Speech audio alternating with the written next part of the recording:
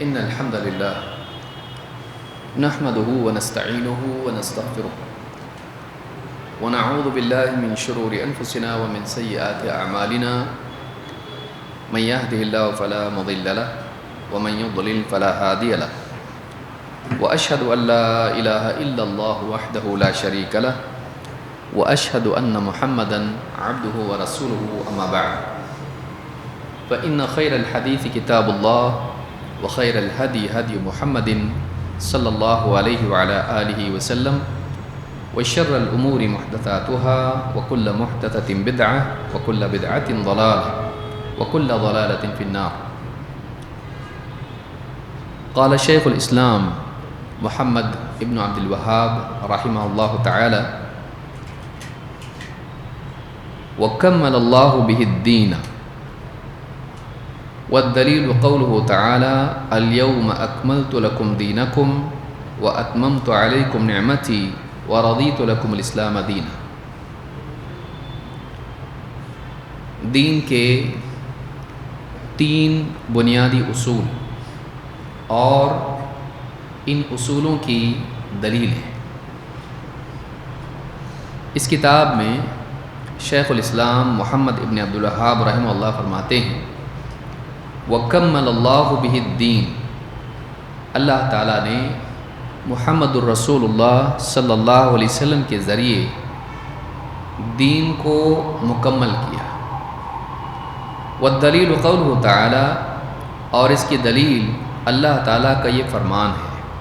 جو اس آیت میں اللہ نے بات بتائی ہے وہ اس بات کی دلیل ہے کہ اللہ تعالیٰ نے محمد صلی اللہ علیہ وسلم کے ذریعے دین اسلام کو کامل و مکمل کیا. الیوم اکملت لکم دینکم، آج میں نے تمہارے لیے تمہارے دین کو کامل کر دیا. واتممت علیکم نعمتی، اور تم پر اپنی نعمت تمام کر دی. ورضیت لکم الاسلام دینا، اور تمہارے لیے اسلام کے دین ہونے پر میں راضی ہو گیا، یا میں نے اسلام کو تمہارے لیے بطور دین پسند کر لیا. یہ سورۃ المائدہ کی آیت نمبر 3 ہے. پچھلے درس میں بھی کچھ باتیں اسی عنوان کے تحت ہم نے دیکھی تھی کہ اللہ رب العالمین نے رسول اکرم صلی اللہ علیہ وسلم کے ذریعے دین اسلام کو کامل کیا. 13 سال آپ مکہ میں دعوت دیتے رہے، اور مکہ میں بنیادی طور پر عقیدے سے متعلق اور بعض عبادات اور اخلاقیات سے متعلق باتیں آئیں. عام طور سے صورتوں میں یہی عنوان ہوا کرتا تھا، خاص کر کے اس میں آخرت کی تیاری کا پہلو غالب تھا. پھر اس کے بعد نبی صلی اللہ علیہ وسلم مکہ سے ہجرت کر کے مدینہ گئے، اور مدینے میں مسلمانوں کی اجتماعیت ہوئی، اور وہاں پر سماجی اعتبار سے ایک نظام بنا، اور وہاں مسلمانوں کی ضرورتیں بڑھ گئیں. عبادات کے بعد تجارت سے لے کے نکاح و طلاق کی زندگی، اس کے اصول و احکام، پھر جنگیں ہوئیں، ان سے متعلق احکام، شہادت اور موت، جنائز سے لے کر میراث کی تقسیم کے احکام، اور اسی طرح سے زندگی کے دوسرے معاملات، آپسی جھگڑوں کے لیے قضاء، فیصلے کے اعتبار سے کیا کس کا حق ہے، کون ظالم ہے اور اس کو کیا سزا ملنی چاہیے. چونکہ قانونی نظام بھی وہاں بن گیا تھا، تو اس اعتبار سے جو گناہوں کی سزائیں ہیں ان کی نفاذ کی استعداد مسلمانوں میں پیدا ہو گئی تھی.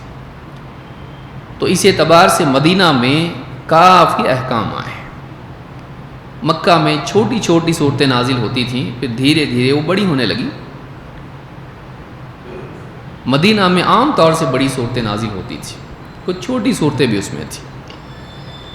اور مدنی صورتوں کا عام انداز یہ تھا کہ اس میں احکام ہوا کرتے تھے، اگرچہ اس میں بھی توحید سے متعلق، رسول کے مقام سے متعلق اور اسی طرح سے زندگی کے مقصد کو نہ بھولنے یاد رکھنے سے متعلق جزئی باتیں ہوا کرتی تھیں، کبھی تفصیل سے بھی ہوتا تھا، لیکن زیادہ تر مدنی صورتوں میں احکام غالب ہیں۔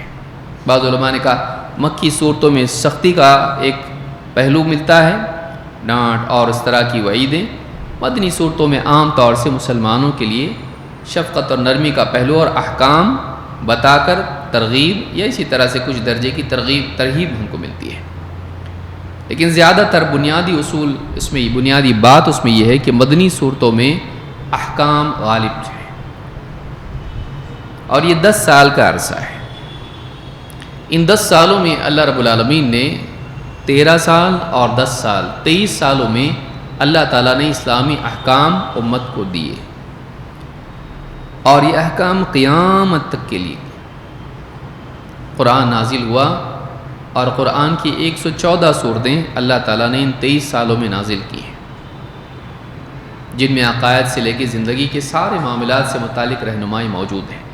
دین کامل ہو گیا، اور یہ کمال صرف علمی اعتبار سے نہیں تھا، یہ کمال نفاذ کے اعتبار سے بھی تھا۔ اللہ تعالیٰ نے ہر زمانے میں نبی اور رسول بھیجے، اور انبیاء عموماً اللہ کی طرف سے آئے ہوئے حق کو لوگوں تک پہنچاتے رہے۔ زیادہ تر نبیوں کا حال یہ رہا کہ رسولوں کا حال یہ رہا کہ ان کی زندگی دعوت دینے میں ختم ہو گئی، عموماً وہ سیاسی اعتبار سے ان احکام کو سماج میں نافذ نہیں کر سکے۔ یا حسرتاً علی العباد ما یأتیہم من رسول الا کانوا بہ یستہزئون، لوگوں کا حال قیامت کے دن ان کے لیے قابل حسرت ہوگا، افسوس کے لائق ہوگا، وہ پچھتائیں گے۔ کیوں؟ جو بھی رسول ان کے پاس آیا انہوں نے اس کا مذاق اڑایا۔ تو رسولوں کی عام تاریخ کا یہ آپ کو عالم دکھائی دے گا کہ ان کا مذاق اڑایا گیا، ان کو سیریس نہیں لیا گیا،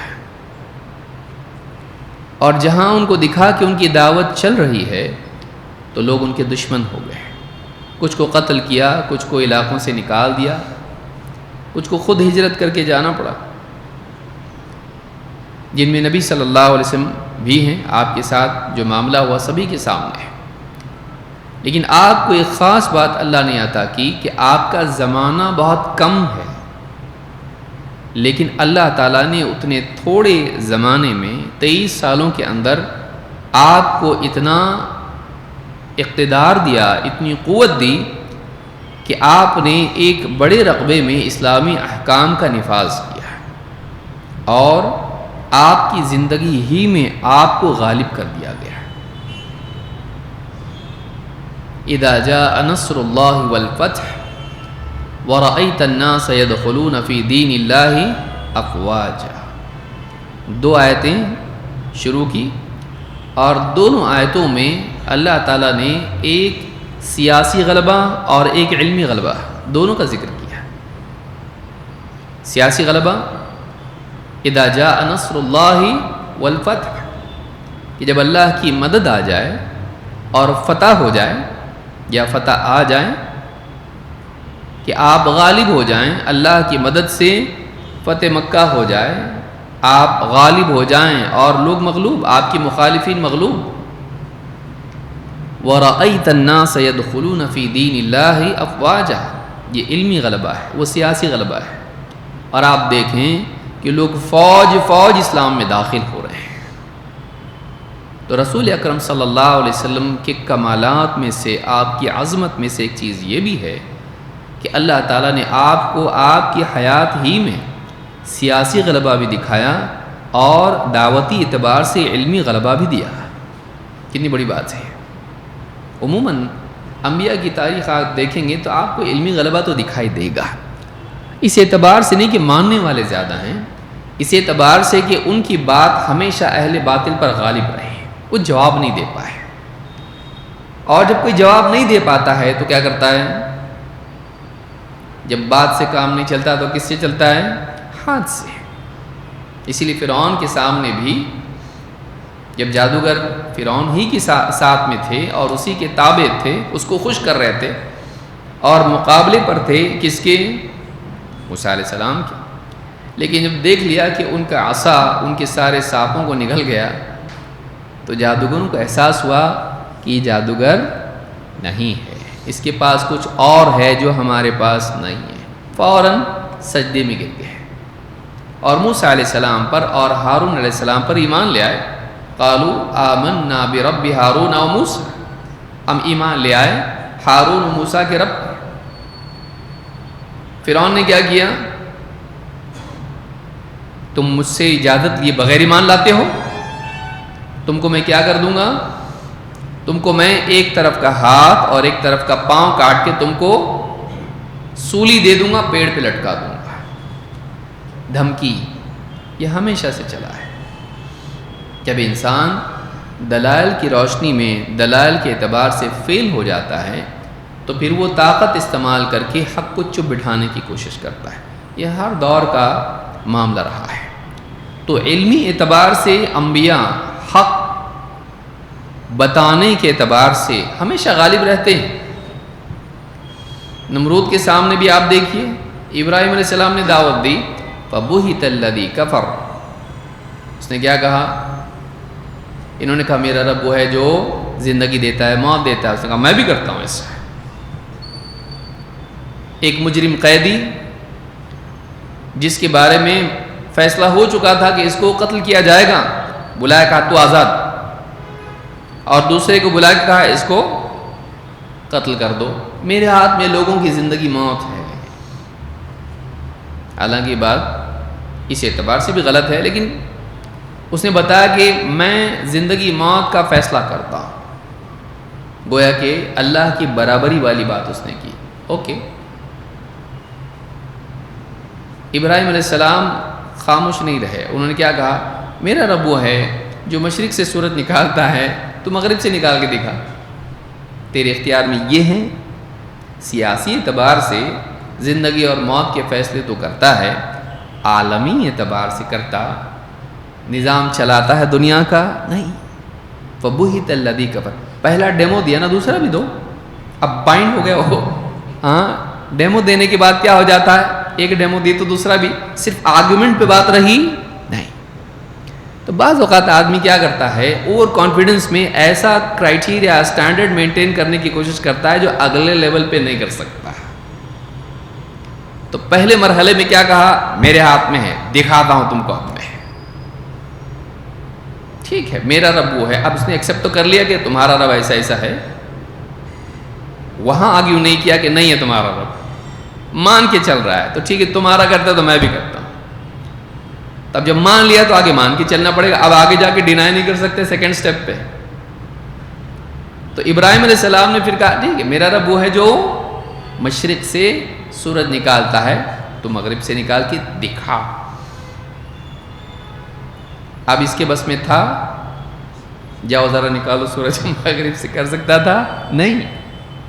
فَبُهِتَ الَّذِي كَفَرَ، کفر کرنے والا حق کا بکا رہ گیا. یہ انبیاء ہوتے ہیں، آن دا اسپاٹ ان کو معلوم ہوتا ہے کیا کرنا چاہیے. کیوں؟ اس لیے کہ اول انہوں خود حکمت دیے ہوئے ہوتے ہیں، وہ خود بہت انٹلیکچولی ہاں لوگ ہوتے ہیں. اگرچہ وہ بعض اوقات پاگل قوم میں بھی رہتے، وہ بہت ہائی لیول کے ہوتے ہیں. عقل کے اعتبار سے، اخلاق کے اعتبار سے اعلیٰ لوگ ہوتے ہیں وہ لوگ. یعنی ان کی سوچنے کی صلاحیت جو ہوتی ہے وہ بہت اونچے درجے کی ہوتی ہے. وہ حالات سے اوپر اٹھ کے سوچنا جانتے ہیں. اور اکثر انسان کے فیصلوں کو، اس کے کلام کو جو چیز بگاڑتی ہے وہ بے صبری ہے، امپلس.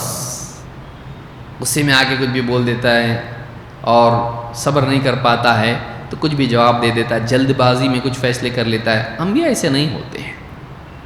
انبیاء بہت صبر والے لوگ ہوتے ہیں. تو اس اعتبار سے دنیا میں، یعنی آپ انبیاء کی تاریخ دیکھیں گے آپ کو ملے گا علمی اعتبار سے بہت بہت پکے لوگ تھے، اعلیٰ قسم کے لوگ تھے. اللہ کا انتخاب ہے بھائی. لیکن دلیل کے اعتبار سے ان دلائل کے ماننے والوں کی کثرت ہو جائے، یہ بس بہت ہوا تو موسیٰ علیہ السلام کو مل پایا. ماننے والوں کی کثرت اگر ملی تو کس کو ملی؟ موسیٰ علیہ السلام کو ملی۔ اسی لیے آپ دیکھیں گے کہ حدیث عکاشہ میں اللہ کے نبی صلی اللہ علیہ وسلم نے آپ کو خواب میں دکھایا گیا، انبیاء آئے، کبھی بات لمبی ہو جاتی ٹھیک ہے چلے گا، کوئی مسئلہ نہیں، کوئی مسئلہ تو نہیں نا۔ انبیاء آئے، خواب میں آپ کو دکھایا گیا قیامت کا منظر، تو آپ نے دیکھا کہ ایک نبی آیا، اس کے ساتھ معہو الرہط، رہط کہتے ہیں 3 سے 9 آدمیوں کو یا 10 آدمی بولیے، اس کے آس پاس زیادہ نہیں، کسی کے ساتھ 1 یا 2 اور کسی کے ساتھ 1 بھی آدمی نہیں۔ یہ انبیاء کا ایک عام معاملہ ہے، 10 1 2 0، اس لیے نہیں کہ ان کو دعوت دینا آتا نہیں تھا، نعوذ باللہ، اس لیے کہ قوم اتنی بگڑی ہوئی ہوتی تھی کہ ان کی بات نہیں مانتی تھی۔ جب انسانوں میں جہالت اور خواہش پرستی ان کی رگ رگ میں سما جائے تو پھر حق چاہے کتنی ہی وضاحت کے ساتھ آ جائے، خواہشات کا پردہ جب آنکھوں پہ پڑا ہوتا ہے تو حق دکھائی نہیں دیتا ہے۔ فَإِنَّهَا لَا تَعْمَى الْأَبْصَارُ وَلَكِنْ تَعْمَى الْقُلُوبُ الَّتِي فِي الصُّدُورِ، آنکھیں اندھی نہیں ہوتی ہیں، سارے معجزات دیکھتے، سب کچھ دیکھتے ہیں، دلائل سنتے ہیں، لیکن لَهُمْ قُلُوبٌ لَا يَفْقَهُونَ بِهَا، کہ دل ہوتے ہیں ان کے پاس لیکن دل سوچنے والے دل نہیں ہوتے ہیں۔ تو انبیاء اتنے آئے لیکن عام معمول ان کا وہ رہا۔ موسیٰ علیہ السلام، اللہ کے نبی صلی اللہ علیہ وسلم کو کہا گیا دیکھیے کہ بڑا مجمع، سواد عظیم، سواد کالا دھبا، جب دور ایک بڑی بھیڑ ہو تو بس وہ ایک سپاٹ کی طرح دکھائی دیتی ہے کہ بھیڑ ہے، ایک دم نبی صلی اللہ علیہ وسلم کو دکھائی دی بڑی بڑی بھیڑ، ایک دم ہے، بڑا مجمع ایک دم ٹھاٹھے مارتا ہوا۔ آپ کہتے ہیں مجھے لگا میری امت شاید تھی، یہ شاید کیا ہے؟ میری امت ہے۔ آپ سے کہا گیا آپ کی امت نہیں ہے، وہاں دیکھو آپ دوسرا ایک مجمع جو اس سے بڑا تھا آپ کو دکھایا گیا کہ یہ آپ کی امت ہے، اس سے بھی زیادہ، کہاں 1 2 9 10 8 7 5 6 4 3 2 1، اور کہاں یہ اتنا بڑا مجمع، اور کہاں اتنا بڑا مجمع جو نبی صلی اللہ علیہ وسلم کا۔ تو ایک ہی نبی کون؟ موسیٰ علیہ السلام، ان کا اتنا بڑا مجمع تھا، باقی سب کا حال ایسا ہی تھا۔ یہ ہسٹوریکل ایویڈنس ہے۔ اور نبی صلی اللہ علیہ وسلم، آپ کا مجمع سب سے، اللہ نے آپ کو یہ دیا اور کہا گیا کہ اتنے تو ہیں، ختم تھوڑی ہوئی ابھی، ان کے ساتھ اور 70,000 ہیں، ان کے ساتھ اور 70,000 ہیں جو بغیر حساب کے، بغیر عذاب کے جنت میں جائیں گے۔ یہ تو ہے ہی پبلک، لیکن کچھ اسپیشل لوگ ایسے ہوں گے ان میں، ان کے ساتھ اور 70,000 ہیں جو بغیر حساب اور بغیر عذاب کے جنت میں جائیں گے۔ تو اتنا بڑا مجمع آپ صلی اللہ علیہ وسلم کو دیا گیا، اذا جاء نصر اللہ والفتح۔ تو ایک اللہ کی مدد آئی، بدر میں کچل دیا اللہ تعالیٰ نے، فرشتے نازل ہوئے، صحابہ نے جنگ کی، تھوڑے ہیں پھر بھی غالب آئے۔ پھر اس کے بعد کچھ سال لڑے، ایسی جنگ ویسی جنگ ہوتے ہوتے صلح ہوئی، پھر خندق، یہ وہ ساری چیزیں ہوتے ہوتے ایک وقت ایسا آیا کہ اب اسلام سیاسی اعتبار سے بھی غالب آیا، اور نبی صلی اللہ علیہ وسلم مکہ گئے 10,000 صحابہ کے ساتھ، لڑنا بھی نہیں پڑا اور غالب آ گئے، فتح مکہ ہو گیا۔ وہی مکہ جہاں سے آپ کو نکالا گیا تھا، جہاں سے آپ کو مجبور کر دیا گیا تھا کہ آپ رہ نہیں سکتے تھے وہاں پہ، کعبہ، اللہ کا گھر، مسجد حرام چھوڑ کے آپ کو جانا پڑا تھا۔ کسی کا دل نہیں چاہتا تھا، جائیداد چھوڑنے کا اتنا دکھ نہیں تھا جتنا اللہ کے گھر کو چھوڑ کے جانے کا تھا۔ گئے لیکن آئے، کیسے آئے؟ فاتح بن کے آئے۔ یہ کتنی بڑی چیز ہے جو نبی صلی اللہ علیہ وسلم کو دی گئی۔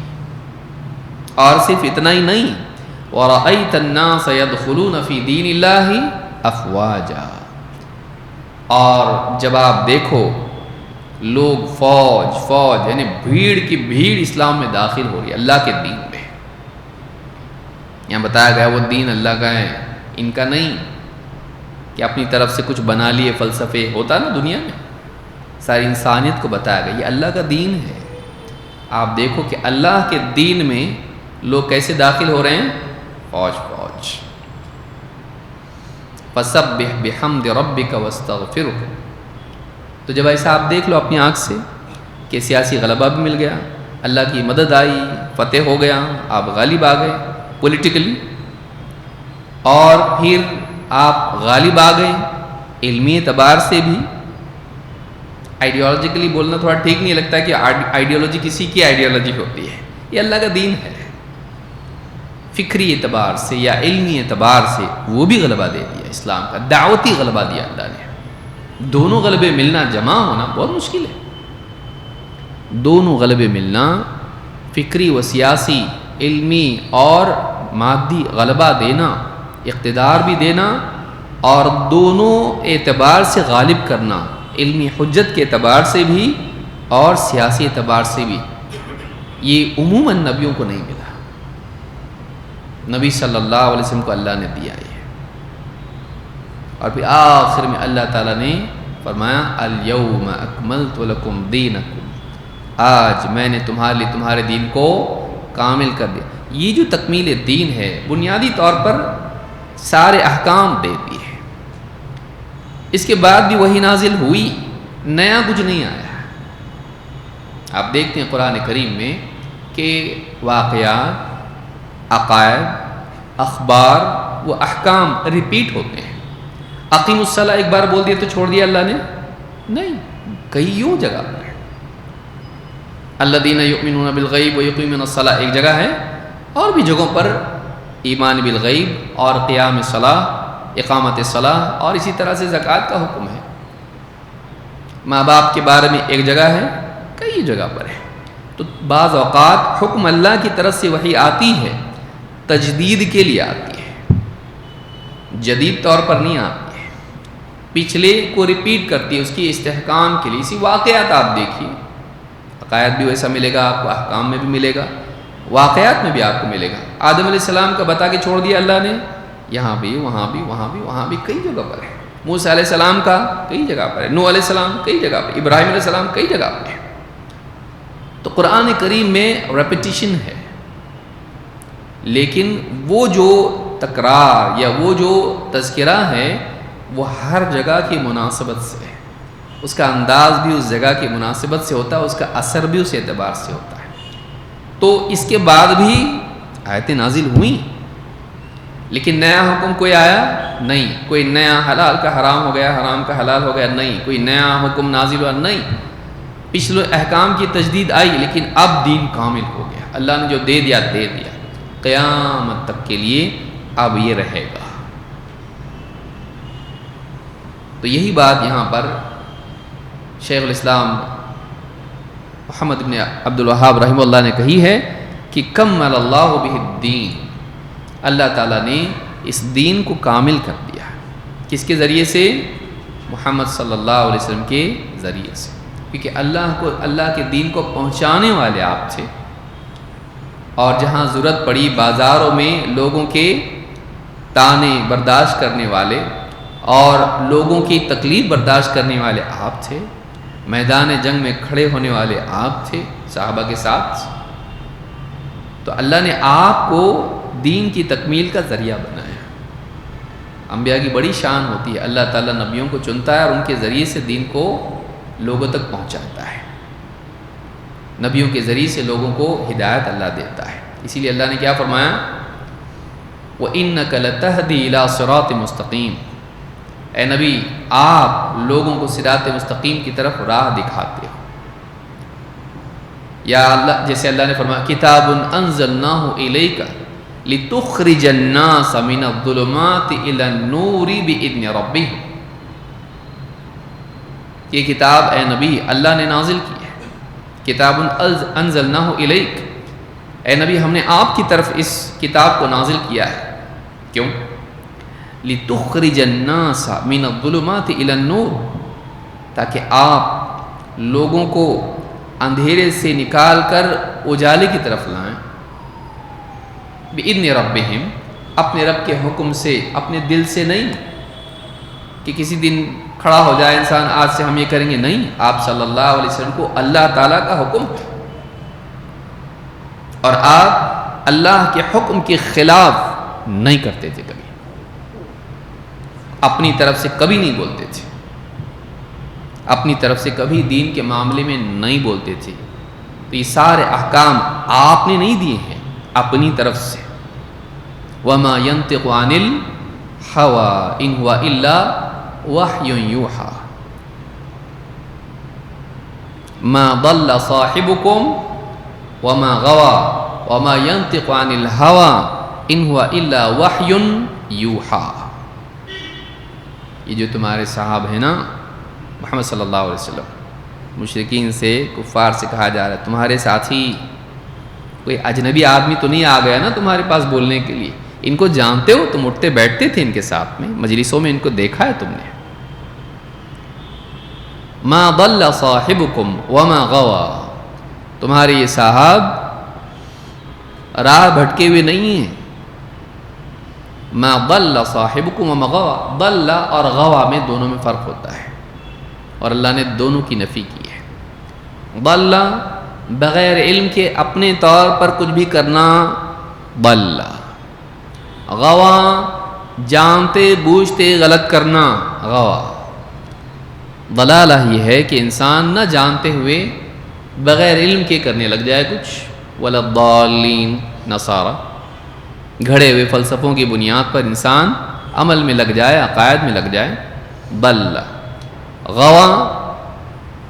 غوا کیا ہے کہ انسان جانتا ہو لیکن خواہش سے متاثر ہو کر وہ غلط جائے، اس کو غوایہ کہتے ہیں. تو یہ ضل ہے، یہ غوا ہے. کہا کہ تمہارے صاحب کا یہ حال بھی نہیں کہ ان کو معلوم نہیں اور اپنے سے ہی کچھ بھی کر رہے ہیں، ایسا بھی نہیں ہے کہ معلوم ہے صحیح اور غلط جا رہے ہیں. دونوں کی نفی اللہ تعالیٰ کی ہے، جہل کی بھی نفی کی اور خواہش پرستی کی بھی نفی کی. اور یہ دو چیزیں جو انسان کو برباد کرتی ہیں، دو چیزیں انسان کو برباد کرتی ہیں. یا تو انسان علم کے بغیر عمل کے لیے دوڑ پڑتا ہے، یا پھر انسان جانتے ہوئے بھی رکا کے رکا رہ جاتا ہے یا غلط جاتا ہے. دونوں کی نفی کی. اور یہی مصیبت کی جڑ ہے. جو ہم آیت پڑھ رہے ہیں اس پہ کہیں نہ کہیں اس کا بھی رشتہ ہے. الیوم اکملت لکم دینکم، بدعت کے بارے میں اپنے کو دیکھنا ہے. کیوں میں ذکر کر رہا ہوں ان چیزوں کا؟ ما ضل صاحبکم وما غوا وما ينطق، ساری مصیبت کی جڑ کیا ہے؟ وما ينطق عن الهوى ان هو الا وحی یوحى. ابن قیم نے بہت اچھا سمجھایا اس کو. وما ينطق عن الهوى، یہ جو ہمارے رسول ہیں، یہ جو تمہارے صاحب ہیں، یہ اپنی خواہش کی بنیاد پر کچھ نہیں بولتے.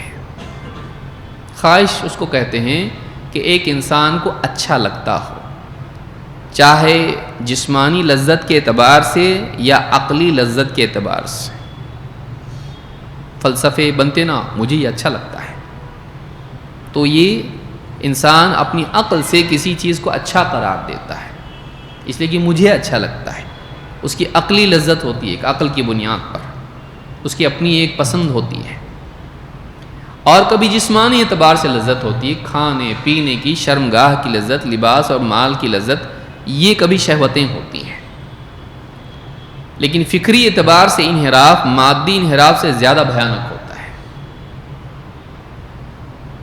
انسان کی نظریاتی خواہش پرستی اس کی مادی خواہش پرستی سے زیادہ بھیانک ہوتی ہے. نہیں، دونوں بھی ہم کو معلوم نہیں آپ کیا بننا چاہ رہے ہیں. اپنی طرف سے جب آدمی کسی چیز کو اچھا سمجھ کے کوئی آئیڈیالوجی بناتا ہے، یہ زیادہ برا ہے، زیادہ نقصان دینے والا ہے اس سے کہ آدمی کسی حرام کی ہوئی لذت میں واقع ہو. شراب پیتا، پی کے کہیں پڑا رہے گا، لیکن جس کی عقل نے خواہش پرستی کی شراب پی ہو، وہ پروفیسر بن کے لوگوں کو بتائے گا ایسا نہیں ہونا چاہیے، ایسا ہونا چاہیے، اسلام میں چینجز ہونا چاہیے، پردہ پرانے زمانے کا ہے، نکال دو اس کو، حج کو مت جایا کرو، یونیورسٹی بناؤ، اور اس طرح کی تجدیدات وہ دین میں کرے گا. یا پھر اپنے طور پر حرام کو حلال اور حلال کو حرام اور نیا نیا کچھ بھی کرے گا، یہ اس کی اپنی ذات تک محدود نہیں ہوتا ہے، یہ سماج اور معاشرے کو بلکہ اگلی نسلوں کو بھی غلط راستے پر ڈال دیتا ہے۔ تو زیادہ ہارمفل کیا ہے؟ انسان کا اپنے طور پر دین میں کلام۔ تو ہوا جو ہے اس کو کہتے ہیں، ہوا کبھی فکری اعتبار سے بھی ہوتی ہے اور کبھی مادی اعتبار سے بھی ہوتی ہے، خواہش پرستی، شہوات جس کو آپ کہیں۔ لیکن فکری اعتبار سے جو ہوا ہوتی ہے، جس کو آپ فلسفہ آپ کہہ دیں، میرا اپنا فلسفہ ہے ایک جینے کا، میں ایسا کرتا ہوں، مجھے یہ زیادہ صحیح لگتا ہے، اپنے طور پر جب انسان صحیح اور غلط کا کچھ پیمانہ بنا لیتا ہے تو کس کی سنت پہ عمل کرتا؟ کون بتائے گا؟ اپنے طور پر انسان اچھے برے بہتر گھٹیا کا پیمانہ بنا لیتا ہے، وہ کس کی سنت پہ عمل کرتا ہے؟ ابلیس۔ پہلا مجرم کون تھا اس غلط راستے پر چلنے کا؟ ابلیس۔ قال انا خیر منہ خلقتنی من نار وخلقتہ من طین۔ تو ابلیس نے کیا کہا؟ میں اس سے بہتر ہوں، اس سے آدم علیہ السلام سے۔ یہ وہ کلیم، ایویڈنس آ رہا ہے، ایویڈنس کیا ایویڈنس ہے اس کا؟ خلقتنی من نار وخلقتہ من طین، تو نے مجھے کس سے بنایا ہے؟ آگ سے۔ اسے کس سے بنایا ہے؟ مٹی سے۔ چونکہ کریشن کے انگریڈینٹس میرے اعلیٰ درجے کے ہیں، مجھے آگ سے بنایا گیا ہے، اسے مٹی سے۔ میرے خیال میں آگ زیادہ بہتر ہے اور مٹی کمتر ہے، تو جب میں اعلیٰ سے بنا ہوں تو میں اعلیٰ ہوں، ادنا سے بنا ہے یہ تو ادنا ہے۔ ہوتا ہے ایسا؟ کون بولا؟ تو یہ کہاں سے آیا؟ یہ اس کے لیے کوئی بنیاد ہے؟ نہیں۔ ساری مصیبت کی جڑ یہ ہے کہ انسان اعتقادات و افکار قائم کرے، لیکن اس کے لیے کوئی اللہ کی طرف سے آئی ہوئی بنیاد نہ ہو، اللہ کی طرف سے کوئی اس کے لیے ایویڈنس نہ ہو، اور انسانیت اسی سے گمراہ ہوتی چلی گئی ہے۔ نوح علیہ السلام، ان کی قوم میں شرک آیا، کیسے؟ اتنے سارے اللہ والے یہ تھے، ان کی لائف ہمارے لیے انسپائرنگ ہے ایک دم۔ تو انسپیریشن کہاں سے لینا ہے اپنے کو؟ ان کے مجسمے بنا دو، ان کی تصویریں نصب کر دو ایسی جگہوں پر، پبلک پلیسز میں، ان کو دیکھ کر یاد ان کی تازہ ہوگی اور یہ ہم کو موٹیویٹ کریں گے، موٹیویشن کیمپین۔ تو انہوں نے کیا کیا؟ ان کے مجسمے نصب کر دیے۔ کس نے بتایا تھا ان کو ایسا کرنے کے لیے؟ کسی نبی نے نہیں، انہوں نے اپنے طور پر طے کر لیا۔ اور شیطان نے بھی کیا کیا ان کو؟ بہت صحیح جا رہے، ایک دم ایسا ہی کرو، اور انہوں نے کیا اس کو۔ اللہ کی طرف سے کوئی رہنمائی نہیں تھی، یہ ان کے اپنے دل کی اپج تھی، ان کا اپنا ماننا تھا ایسا کریں گے نا اچھا ہوگا، اور انہوں نے کیا اس طرح سے۔ اگلی نسل میں کیا ہوا؟ وہ انہی کو پوجنے لگ گئے۔ یہ مصیبت ہے انسان کی۔ ما ضل صاحبکم وما غوا وما ينطق عن الهوى، یہ رسول خواہش کی بنیاد پر نہیں بولتا ہے۔ خواہش کی بنیاد پر بولنا انسان کی گمراہی کا ذریعہ بنتا ہے، نہ صرف اس کی اپنی بلکہ دوسروں کی بھی ہے۔ خواہش کی بنیاد پر نہیں بولنا تو کیسا بولنا؟ وما ينطق عن الهوى ان هو الا وحی یوحى، یہ جو بولتے ہیں تو ان کی بنیاد کس پر ہے؟ وہ تو ایک وحی ہے جو اللہ کی طرف سے آتی ہے، چاہے وہ قرآن ہو یا قرآن کا فہم ہو،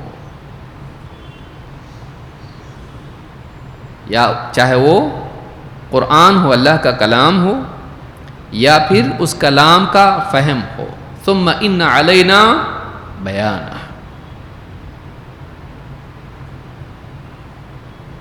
ان علینا جمعہ وقرآنہ فاذا قرأناہ فاتبع قرآنہ ثم ان علینا بیان. ہمارے ذمہ ہے ان علینا جمعہ، ہمارے ذمہ اس کو جمع کر دینا، فی قلبک، آپ کے دل میں، وقرآنہ، اور پڑھوا دینا آپ کا زبان سے.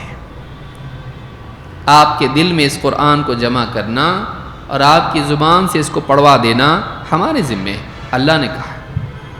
اور یہ خود کتنی بڑی بات ہے، ہم کو یاد ہوتا جلدی 10 بار دیکھ کے بھی پھر واپس پلٹا کے دیکھتے تھوڑا چیک کرنے کے لیے تو کچھ نہ کچھ آیت چھوٹی ہوئی ہے، گڑبڑ کر دی ہے، آگے پیچھے ہو گیا نہیں. اور یہ صرف اجمیوں کی بات نہیں ہے، بولیں گے کہاں تو بولیں گے آپ ہم اجمی اس لیے ایسا ہوتا ہے. عربوں کو بھی آپ دیکھیے نہیں ہوتا، ہوتے ہوتا ہے، بہت محنت کرنی پڑتی ہے اس کو. لیکن نبی صلی اللہ علیہ وسلم پڑھے لکھے امی، هو الذی بعث فی الامیین رسولا منہم، وہی جس نے امیوں میں انہی میں سے رسول بنایا. امی پڑھے لکھے نہیں. پہلا جملہ کیا تھا آپ کا جبریل کے رسپانس میں؟ اقرا، پڑھ. تو آپ نے کیا کہا تھا؟ ما انا بقارئ، ما انا بقارئ، میں پڑھا ہوا نہیں ہوں، میں پڑھا ہوا نہیں ہوں. لیکن آپ دیکھیے آپ کے سینے میں کس نے جمع کیا؟ ایسا کیسا ہوتا؟ جو قرآن حفظ کرنا چاہتا اس کو معلوم ہے وہ کتنا بڑا پہاڑ ہے. یہ اور بات ہے کہ اللہ تعالیٰ امت سے کرا دیتا ہے، دوسری کسی کتاب کی شان نہیں ہے. قرآن کیسے یاد ہو جاتا؟ بچہ پارٹی سے لے کر بوڑھوں تک یاد ہو جاتا. لیکن دوسری کتابوں کا نہیں ہے معاملہ ہے.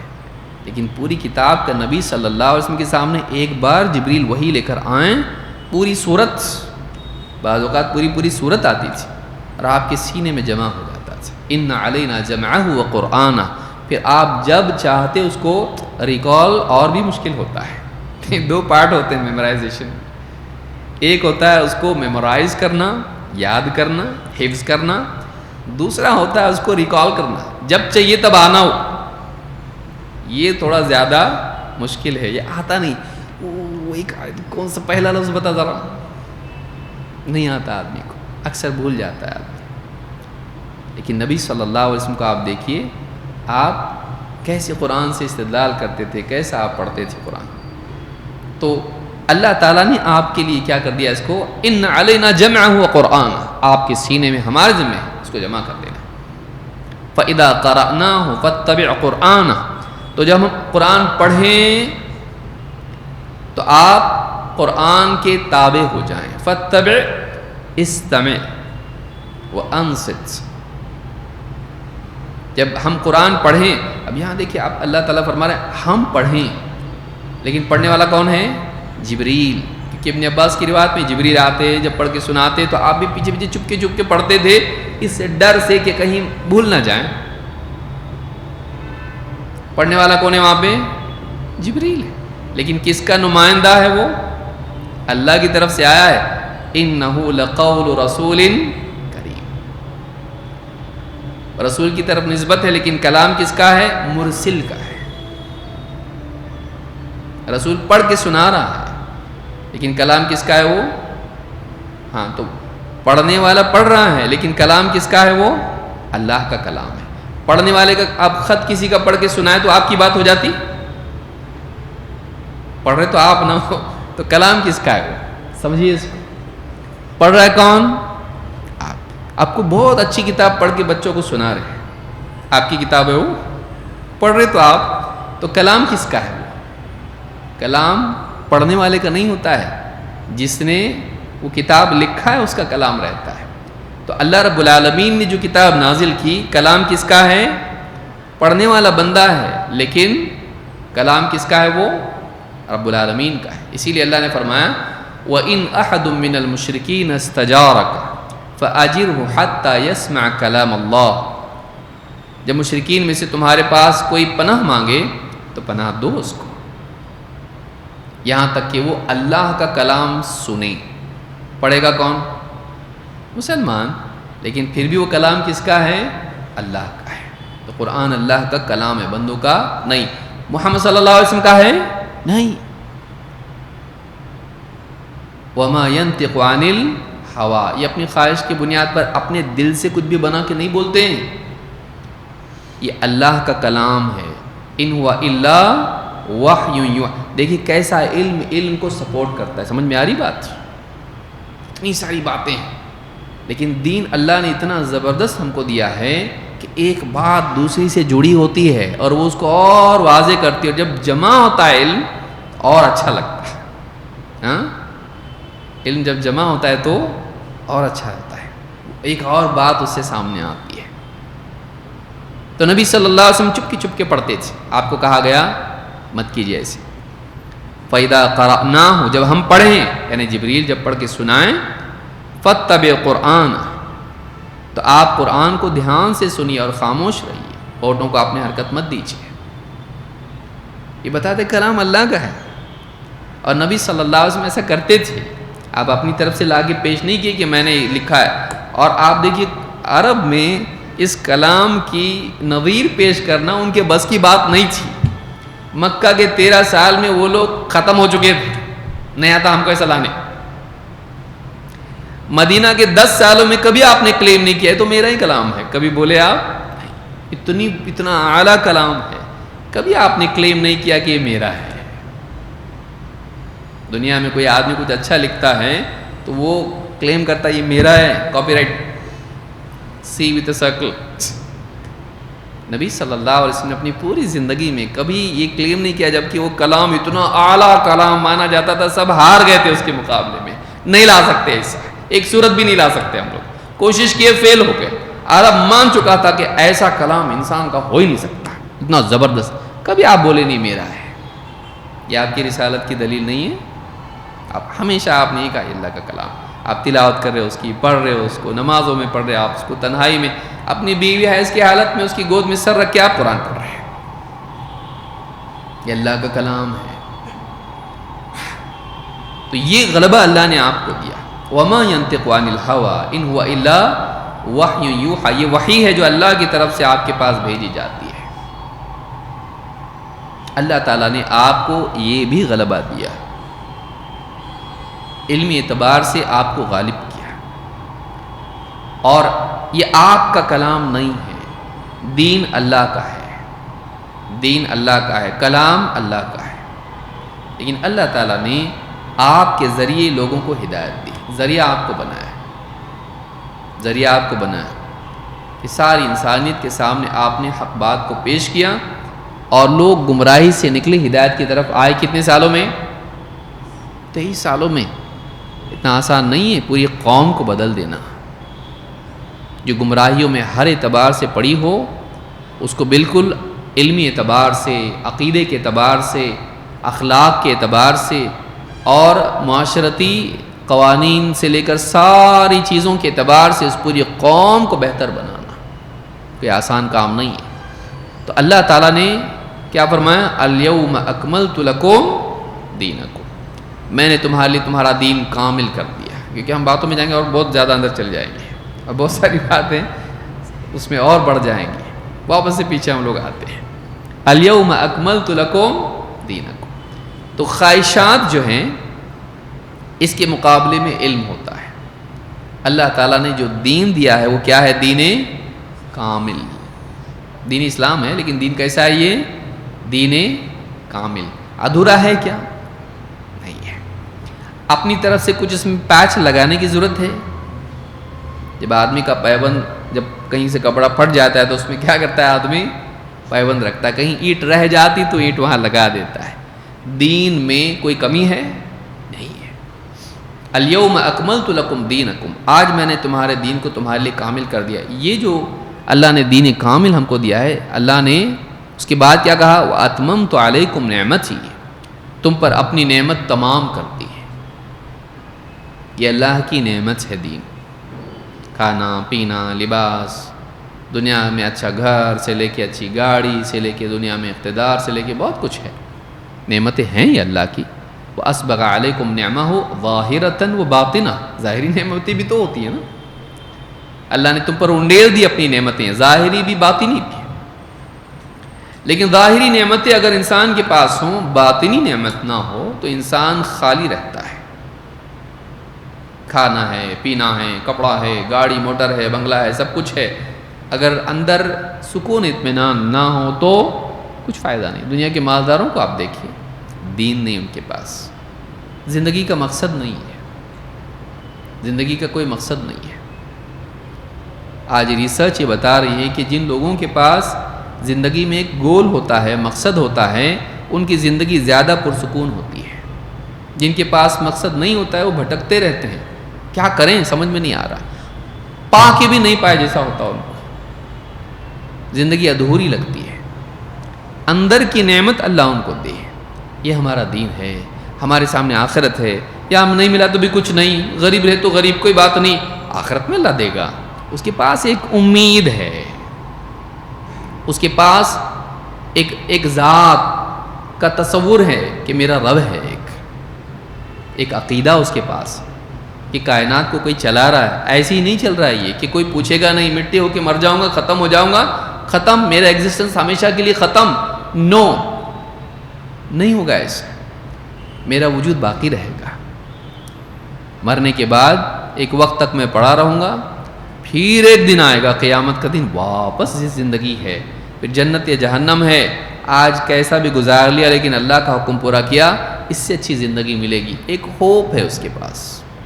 لیکن آپ جسٹ امیجن کریں وہ لوگ کیسا فیل کرتے ہوں گے جن کے پاس نہ اللہ کا عقیدہ ہے نہ آخرت کا، کیا ہوتا ہوگا ان کے دماغ میں، کتنا ڈینجر دماغ ہوگا وہ، کچھ بھی نہیں، ختم ہوگا تو ختم ہی، اس کے بعد ہمیشہ کے لیے میں زیرو، نو، اور آگے کوئی ہوپ نہیں، اور میرے اندر کیا چلتا تھا کسی کو بھی معلوم نہیں، میرے اندر میرے دکھ، میرے سکھ، میری خوشی، میرا غم، میری چاہتیں، میری تمنائیں، میرے کو کوئی جاننے والا ہی نہیں جان سکتا کوئی اندر کیس کے کیا چل رہا، ہم کو ہی معلوم ہو جائے تو بہت بڑی بات ہے، اللہ کو معلوم ہے، الا یعلم من خلق، کیا وہ جس نے پیدا کیا نہیں جانے گا؟ آپ کیا سمجھ رہے ہیں ایمان کو؟ ایمان اتنی بڑی دوائیں ہیں، وہ خود دوائیں،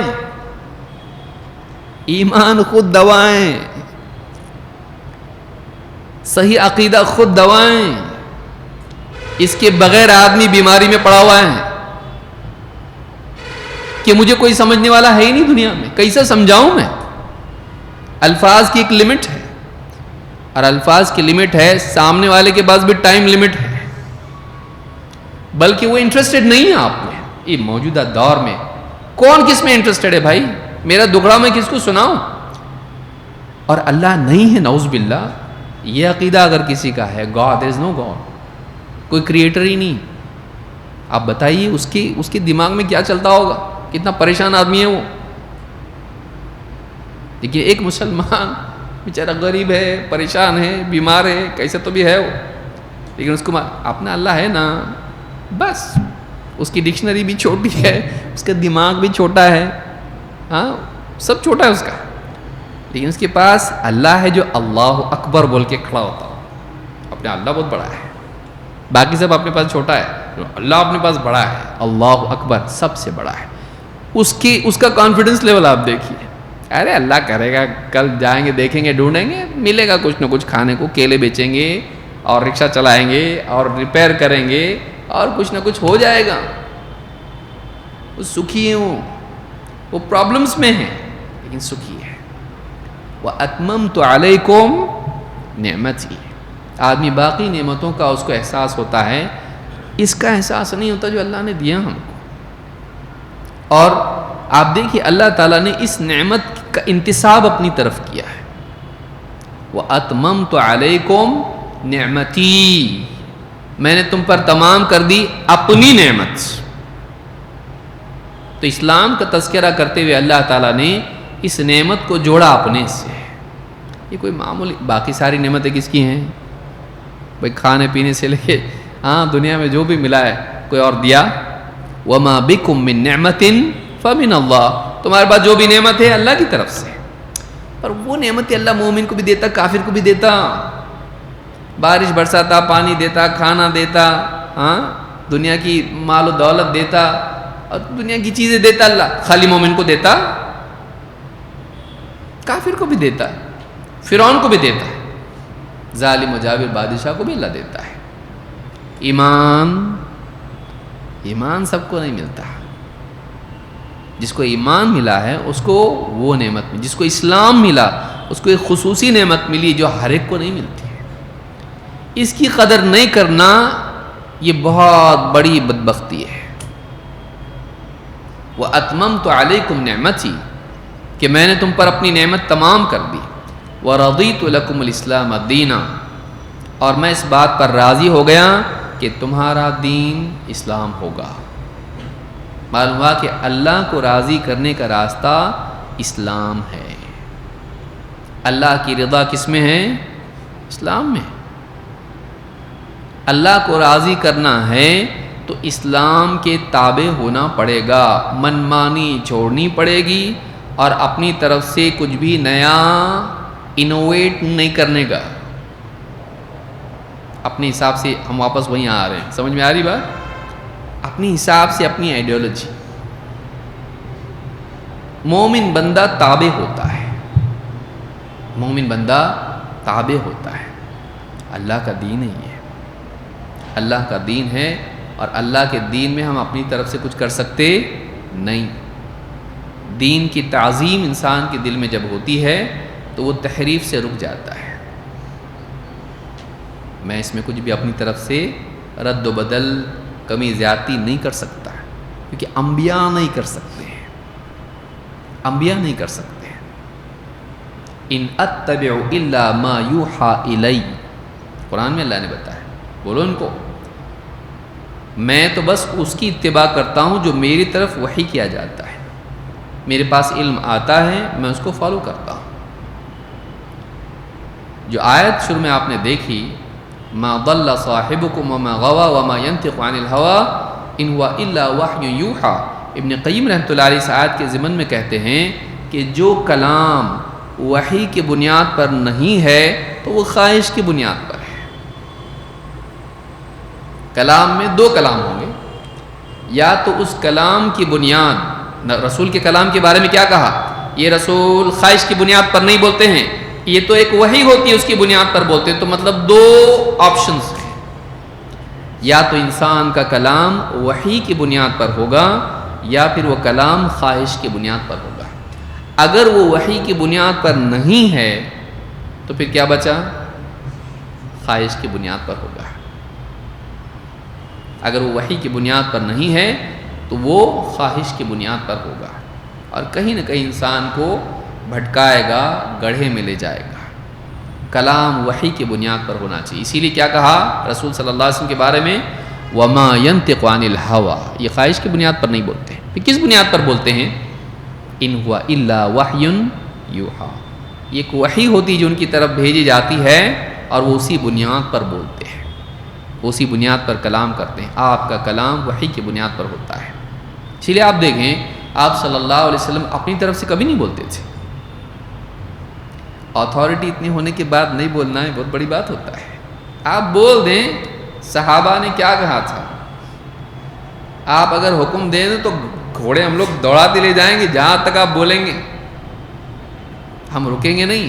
آپ ہم کو موسیٰ علیہ السلام کی قوم کی طرح مت سمجھنا، جا تو اور تیرا رب لڑ لے۔ موسیٰ علیہ السلام کی قوم نے ایسا بول دی، اذهب انت وربك فقاتلا، آپ اور آپ کا رب جاؤ اور لڑو۔ ہم نہیں لڑتے بابا، انا هاهنا قاعدون، یہاں بیٹھے ہوئے ہم لوگ، کم بیک، لڑ کے آؤ، ہم لوگ ادھر ہی ہیں۔ یہ قوم ہے، کہا ہم ایسا نہیں بولنے والے، ہم آپ کے ساتھ رہیں گے۔ ایسی قوم صحابہ کی ملی نبی صلی اللہ علیہ وسلم کو کہ آپ کہیں بھی ڈال دو ہم کو، ہم جائیں گے وہاں پہ، ہم کام کریں گے، ہم جو بولیں گے وہ کریں گے، اپنی جانوں کو پیش کریں گے۔ ان کے بیچ میں انسان کا بالکل پابند رہنا اور بولنا نہیں، بہت بڑی بات ہے۔ ایسے ماننے والے ہوں، اور اللہ کے رسول صلی اللہ علیہ وسلم، آگے آدمی پوچھ رہا ہے بتائیے ہم کو سب سے افضل جگہ، بہترین جگہ کون سی اور سب سے بدترین جگہ کون سی؟ آپ نے کہا میں نہیں بتا سکتا جب تک کہ میں جبریل سے نہ پوچھوں۔ کوئی آدمی ایسا ہے ٹھہر ذرا میں بتاتا تیرے کو. نہیں، اپنی عقل سے بنا کے بتائے گا کچھ بھی آدمی. آج ہم میں سے کتنے لوگوں کا حال یہ ہے؟ کون بچا ہوا ہے اس سے دیکھا جائے تو؟ آن دا اسپاٹ اجتہاد. لیکن آپ دیکھیں گے کہ نبی صلی اللہ علیہ وسلم، جبکہ اللہ نے آپ کو استعداد دی تھی اور آپ کا دل 2 بار دھویا گیا تھا. ایک بچپن میں آپ کے دل کو چیر کے اس میں سے ایک حصہ نکال کے ڈال دیا گیا، ھذا حظ الشیطان منک، یہ شیطان کے اثر کے پاسبلٹی والا حصہ ہے، نکال دو اس کو. دل آپ کا سینہ واپس سے سی دیا گیا. ایک بچپن میں ہوا جب حضرت حلیمہ کے پاس آپ تھے، ایک معراج کی رات میں ہوا. سینہ آپ کا چاک کر کے اس میں سے آپ کا دل نکالا گیا اور اس دل کو ایمان اور حکمت سے بھرا گیا، حکمت والا دل. لیکن آپ صلی اللہ علیہ وسلم اپنی طرف سے نہیں بولتے تھے. پھر آپ کا یہ بولنا مدینہ میں، جبکہ ساری اتھارٹی آپ کی ہے، سب ماننے والے، آپ بولے بس ختم ہو گیا آپ کو. بلکہ ایسی قوم ہے کہ آپ کو ان کو معلوم ہو جائے ہمارے نبی کو پسند نہیں ہے تو سمجھتے تھے حرام ہو گیا. ایسی قوم، آپ کو ان کو بتانا پڑا ایسا نہیں رہتا. نبی صلی اللہ علیہ وسلم جبریل سے بات کرتے تھے، بدبو آپ کو پسند نہیں تھی. فرشتوں کو بھی بدبو پسند نہیں ہے، اور کبھی حلال چیز میں بھی بدبو ہوتی ہے. پیاز، لہسن، اس طرح کی چیزیں جو ہیں اس میں بدبو ہوتی ہے، تو آپ وہ کچا نہیں کھاتے تھے، آپ کو پسند نہیں تھا بدبو کی وجہ سے، آپ نے حرام نہیں کیا اس کو. اب صحابہ کو، بعض صحابہ کو معلوم ہوا نبی صلی اللہ علیہ وسلم کو پسند نہیں آئے تو ہمارے نبی کو پسند نہیں ہے. پسند نہیں کا مطلب صحیح نہیں رہے گا. وہ پبلک بھی اپنا اجتہاد کرتی نا، بہت انٹلیکچوئل بھی رہتے امت میں، بھولے بھالے لوگ بھی رہتے ہیں، تو بھولی بھالی پبلک بھی تھی. ان لوگوں نے کیسے سوچے اپنے نبی کو پسند نہیں آئے، بالکل یہ غلط ہے، کھانا ہی غلط ہے. جیسے عالم صاحب بولتے ہیں نا بچنا بہتر ہے، انہوں نے بولے بچنا ضروری ہے، تو یہاں بہتر کا کیا بن جاتا آگے جا کے اگلے سٹاپ پہ ضروری. عوام نقل کیسا کرتی، سوچتی کیسا، عوام رہتی ہے، اور اس کو آپ پورا ڈیلیٹ بھی نہیں کر سکتے. ایسے ہی رہتا، تھوڑا تھوڑا تھوڑا ریپیئر کرتے جانا پڑتا. آپ نے سب کو مدینہ سے باہر نہیں بھیج دیا. اب ان میں بات ہوئی حرمت حرمت حرمت حرمت، پبلک میں گیا حرام ہو گیا، پیاز حرام پیاز حرام پیاز حرام. نبی صلی اللہ علیہ وسلم کو معلوم پڑا یہ لوگ ایسے بول رہے، آپ کو سب کو جمع کرنا پڑا. سب کو جمع کیا آپ نے، اور آپ نے جملہ کیا کہا؟ آپ نے کہا ایھا الناس انہ لیس بی تحریم ما احل اللہ لی. اے لوگو میرے اختیار میں نہیں ہے. اتنی بڑی بات ہے، ایک نبی اتنی پاورفل پوزیشن ہے کہ جس کی طرف آنے والا تیر اپنے سینے پر لینا صحابہ شرف سمجھتے ہوں. فضت برب الکعبہ، ایسے لوگ ان کے بیچ میں کہنا ایسا میرے اختیار میں نہیں ہے، میری اتھارٹی نہیں ہے. I have no authority. Authority والا بولے I have no authority، معمولی چیز نہیں، وہی جانتا جو اس جگہ پہ ہوتا ہے. انہ لیس بی تحریم ما احل اللہ لی، میرے اختیار میں نہیں ہے کہ اللہ نے جو میرے لیے حلال کیا میں اس کو حرام کر دوں. ولیکن شجرۃ اکرہ ریحھا، لیکن ایک ایسا پودا ہے کہ اس کی بدبو مجھے پسند نہیں ہے. اللہ کی طرف سے حرام نہیں آیا، یہ میرا پرسنل اوپینین ہے، میری اتنی پسند ہے، مجھے نہیں چاہیے، مجھے پسند نہیں ہے. مجھے پسند نہیں کا مطلب یہ نہیں ہوگا کہ حرام ہو گیا. کون کرتا ہے اس کو کہتے ہیں پابند ہونا وحی کا. یہ ہے کہ لوگ بغیر بولے ہی اس طرح سے بات کو لینے والے ہوں اور وہاں جمع کر کے بولنا پڑے. ایسا نہیں رہتا. مجھے پسند نہیں تو وہ میرا ہے، تم اس کو حرام مت کر دو. آج کوئی بابا ہوا تو کتنا خوش ہوگا، بابا کو پسند نہیں گوشت، ساری جتنی بھی چیلے سب نہیں کھانے لگے، بابا بھی خوش ہوگا. اپنے حساب سے پبلک میری پسند اپنی پسند بناتی ہے، وہ یہ نہیں دیکھے گا اللہ کے نزدیک حلال ہے کہ ہے. یہ ہے نبی اس کو بولتے ہیں، اور محمد صلی اللہ علیہ وسلم کا یہ معنی ہے. ایسی شخصیت اللہ نے ہم کو دی کہ جن کی زندگی کے واقعات ایک سمجھدار انسان کے سامنے روز روشن کی طرح لاتے ہیں. واقعی نبی تھے بھائی، ایسا ہو ہی نہیں سکتا نبی نہ ہو. اس کی عقل اس کو بولنے لگتی، چاہے وہ کتنا ہی لڑ رہا ہو نہیں ماننے کے لیے، نہیں ماننے کو لڑ رہا ہو.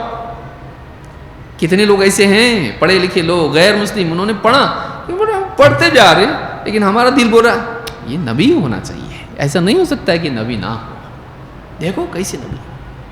ایک آدمی اسی بنیاد پر مسلمان ہوا کہ اس نے دیکھا اللہ کے نبی صلی اللہ علیہ وسلم کے بیٹے ابراہیم کی وفات ہوئی، اور اسی دن سورج گہن غالباً یا چاند گہن سورج گہن ہو گیا. پبلک پھر وہی، پبلک نے کیا بولنا شروع کیا کہ دیکھو نبی صلی اللہ علیہ وسلم کے بیٹے کا انتقال ہوا نا، گہن ہو گیا کنیکشن، کہ بڑی شخصیت کا انتقال. آج بھی لوگ مانتے اس طرح کی چیزوں کو کہ اتنی نبی کے گھر میں حادثہ ہو گیا تو دیکھو سب اندھیرا ہو گیا. اور ہمیشہ سے انسانیت یہ کرتی آئی ہے، جن شخصیات کی تعظیم دلوں میں ہوتی ہے کائنات کے واقعات کو ان کے ساتھ جوڑ کر اس طرح کا تقدس پیدا کیا جاتا ہے کہ آسمان بھی ان پر رو رہا ہے. بارش ہوئی تو آدمی ایسا بولتا، آج بھی بولتے، کوئی آدمی وفات ہوئی رشتہ دار کی، دیکھو بارش ہوئی، ان کی وفات پہ آسمان بھی رویا. آدمی اپنی طرف سے بناتا ہے اس طرح سے. انسان چاہتا ہے کہ جس کی عظمت اور تقدس اس کے دل میں ہو اس کو بڑھانے کے لیے کائنات میں ہونے والے واقعات کو اس کے ساتھ جوڑے، اور یہیں سے مصیبت شروع ہوتی ہے. نبی صلی اللہ علیہ وسلم کے زمانے میں بھی ہوا ایسا. گھر میں حادثہ اتنا بڑا ہوا ہے، جس بچے سے محبت ہے بیٹا نہیں، بیٹا ہوا اور وفات ہو گئی. چھوٹا حادثہ ہے، آج آپ دیکھیے اتنی بیٹیاں ہیں، 4 کی 4 بیٹیاں ہیں، اور اس کے بعد ایک بیٹا ہوا، اور بیٹا اس سے محبت اتنی، اور اس کے بعد بیٹے کی وفات ہو گئی. اور دن اتنا غم کا دن ہے. اور اس دن آپ کو معلوم ہوا کہ لوگوں میں یہ چرچا ہو رہا، آپ کے سامنے تو کوئی بولا نہیں ہوگا نا، کسی نے آ کے خبر دی ہوگی اللہ کے رسول ایسا بول رہے لوگ کہ ابراہیم کی وفات ہوئی نا تو یہ آسمان میں جو ہے گہن لگ گیا، سورج گہن ہو گیا. آپ صلی اللہ علیہ وسلم غم میں ہیں، جنازہ تدفین اور سب کچھ گھر میں ماحول کیسا، لیکن آپ کی ذمہ داری آپ کو معلوم تھی، نبی ہے رسول ہے. مسکنسیپشن سپرسٹیشن عوام میں نہیں آنا چاہیے. میرا کام ہے یہ. آپ کھڑے ہوئے اور آپ نے لوگوں کو بتایا یہ سورج گہن چاند گہن کسی کی موت اور زندگی سے اس کا کوئی تعلق نہیں ہے، یہ اللہ کی نشانیوں میں سے نشانی ہے جس سے اللہ بندوں کو خبردار کرتا ہے. تو جب ایسا ہو نماز پڑھو اور صدقہ کرو، اللہ سے دعا کرو، استغفار کرو. آپ نے لوگوں کو بتایا. ایسے وقت میں آپ کھڑے ہو کے بتائے پیاز حرام ہو گئی، آپ نے کہا نہیں میرے اختیار میں نہیں ہے. انہ لیس تحریم ما احل اللہ لی ولکن شجرۃ اکرہ ریحھا، لیکن ایسا پودا ہے مجھ کو اس کی بدبو پسند نہیں ہے. آدمی آیا پوچھا بتائیے زیادہ بہترین جگہ یا بدترین جگہ کون سی ہے؟ آپ نے کہا نہیں بتا سکتا میں، جب تک کہ جبریل سے پوچھ نہ لوں. جبریل سے پوچھتے کیا آپ؟ کوئی عالم بات بولنے کی ہمت کرتا؟ میں اپنے بڑے شیخ سے پوچھ کے بتاتا ہوں. بہت ٹف ہے، بہت ٹف ہے. وہ نہیں معلوم بولنا بہت ٹف ہے اس کے لیے جس کے علم کے چرچے ہوں. جاہل آدمی تو بول لیتا بھائی نہیں معلوم، جس کے بارے میں لوگوں میں معروف ہو کہ ان کو بہت معلوم ہے ان کو، اور پھر اس کے سامنے کوئی ایسا مسئلہ ہے جو اس کو نہیں معلوم ہو اور وہ پھر بے باکی سے بول دے نہیں معلوم. کتنا مشکل ہے یہ الفاظ نکلنے میں زیادہ وولٹیج لگتا ہے، بہت مشکل ہوتا ہے. میرے خیال میں اس بارے میں 2 قول ہیں آدمی. ایسا بھی ہے شاید ممکن ہے ایسا ہو، کہیں پڑھا تھا یاد نہیں آ رہا. 50 اس کے ہیلے اور اس طرح کی باتیں ہوتی ہیں. انسان اپنی بڑائی کو ٹوٹتے دیکھنا نہیں چاہتا ہے، خواہش پرستی ہے. ابن قیم کا کلام یاد رکھیے آپ، کلام انسان کا یا تو وحی کی بنیاد پر ہوگا یا پھر خواہش کی بنیاد پر ہوگا. کھانے پینے کی لذت اتنی زبردست نہیں رہتی جیسی عزت کی لذت ہوتی ہے، مقام کی لذت ہوتی ہے. علم والے ہیں. نبی صلی اللہ علیہ وسلم اتنی بڑی شخصیت ہونے کے بعد بھی آپ نے کیا کہا؟ میں نہیں بتا سکتا جب تک کہ میں جبریل کو نہیں پوچھوں. کہ جبریل آئے اور آپ نے جبریل سے پوچھا. جبریل افضل کے نبی صلی اللہ علیہ وسلم. آپ سوچیے اللہ کے نبی فرشتوں نے آدم علیہ السلام کو سجدہ کیا تھا, سارے فرشتے.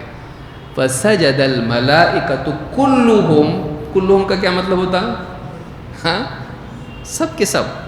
فسجد الملائکۃ کلہم اجمعین, سارے کے سارے فرشتے سجدے میں گر گئے آدم علیہ السلام کے سامنے. آدم علیہ السلام کس کی امامت میں نماز پڑھے؟ محمد صلی اللہ علیہ وسلم.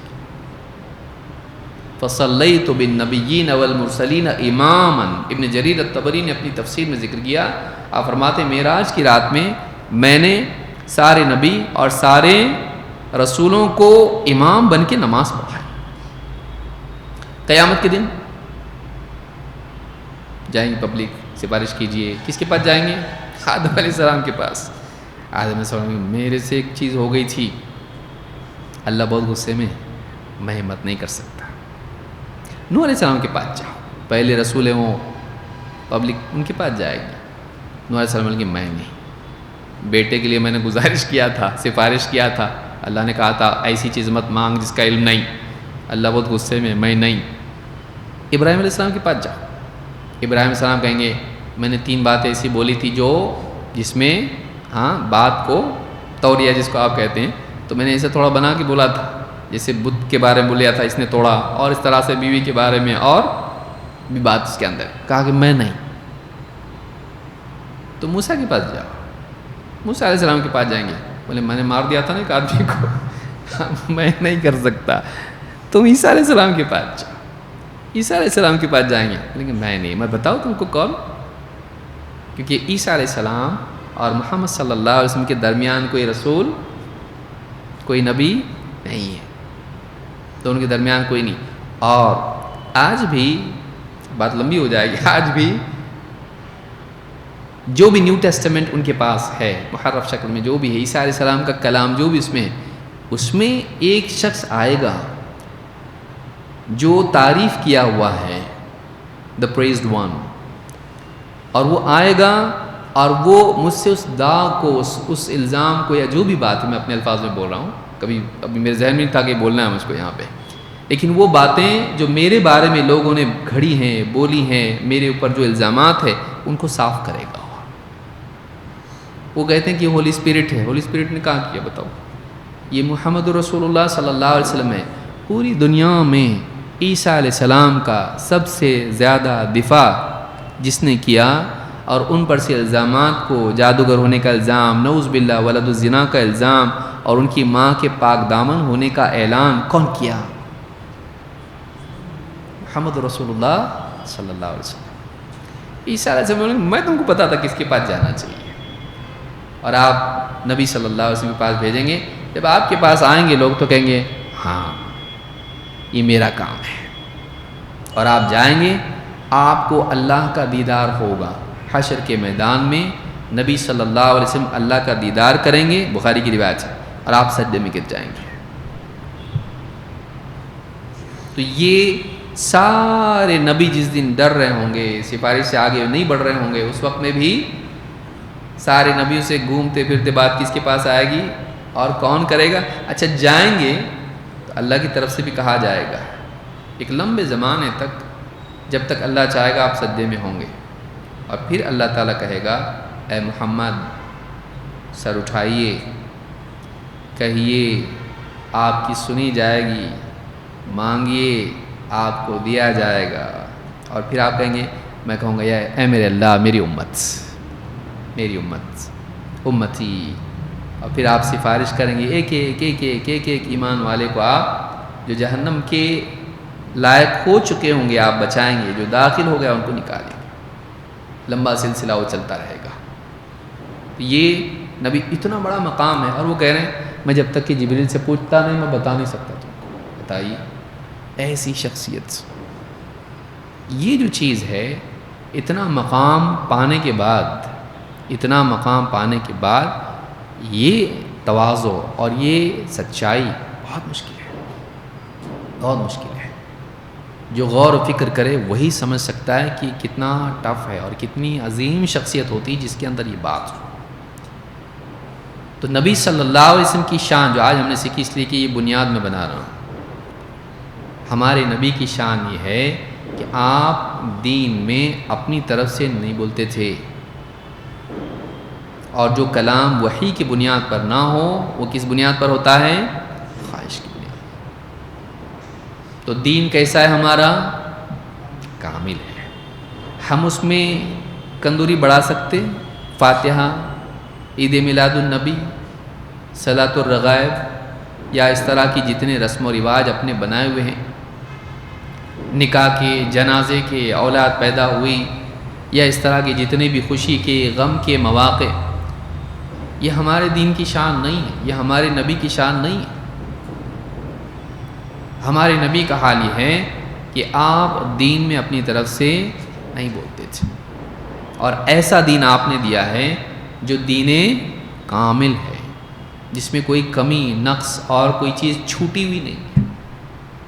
لہٰذا اپنی طرف سے دین میں بولنا اسلام میں جائز نہیں۔ ہم توحید کا، عقائد کا سیکھتے آ رہے ہیں، یہ اخیر میں باتیں کچھ جو ہیں یہ یعنی قواعد کی طرح کچھ باتیں ہیں، اس کو یاد رکھنا ضروری ہے۔ اس لیے میں اس کو تفصیل سے بتانے کی کوشش کر رہا ہوں کہ یہ بہت بڑی اصل ہے دین میں، کہ ہمارا دین کامل ہے، اور اپنی طرف سے ہم دین میں اضافہ اور تبدیلی نہ کمی کر سکتے نہ زیادتی، اور کمی بھی تبدیلی ہے اور زیادتی بھی تبدیلی ہے، کہ اس میں تقدیم و تاخیر بھی نہیں ہو سکتی ہے۔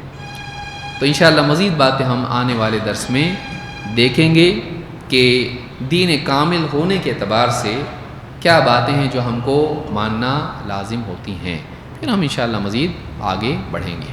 اللہ تعالیٰ ہم سب کے آنے کو، بیٹھنے کو قبول فرمائیں، اور دین کا علم حاصل کرنے والا ہم سب کو بنائیں، اور دین سے واقعی ہماری مناسبت اور تعلق اور دلی جو ہمارا رشتہ ہے اس کو اور مضبوط بنائیں۔ یہ کوئی معمولی دین نہیں ہے، بہت عظیم شان دین ہے، اور جو نبی اللہ نے ہم کو دیا ہے کوئی ایسی ویسی شخصیت نہیں ہے۔ نبی صلی اللہ علیہ وسلم کی بہت بڑی شان ہے، جو نہیں سمجھا بڑا بدقسمت ہے۔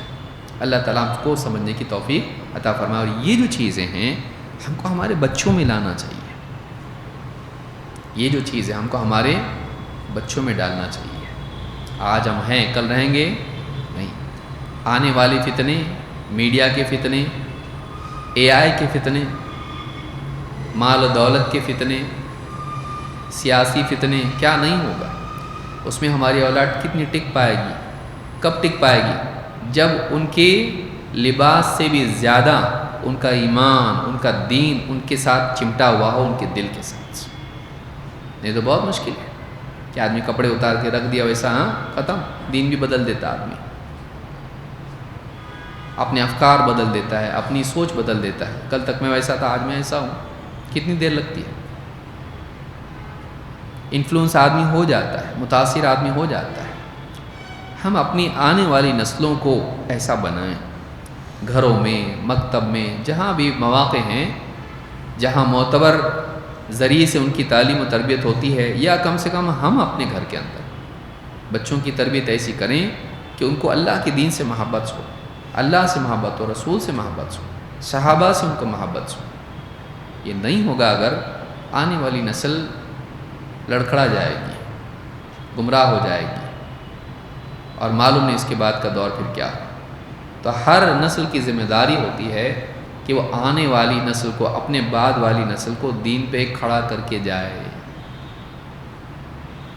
ایسی تو دین چلتا نا، کہ ایک نسل کے بعد دوسری، دوسری کے بعد تیسری، تیسری کے بعد چوتھی، ایک کے بعد ایک نسل آتی ہے۔ تو آنے والی نسل کو اگر پچھلی نسل نہ بنائیں تو نبی تو آنے والا نہیں کوئی، تو یہ بنے گی کیسا ہو؟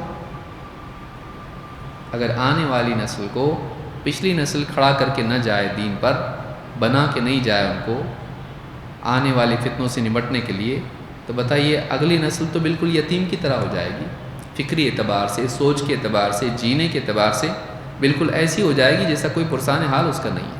تو یہ کام ہے کس کا؟ یہ ہمارا کام ہے، آنے والی نسل کو ہم تیار کریں، دین پر صحیح مفاہیم دین کے ان کو ہم دیں۔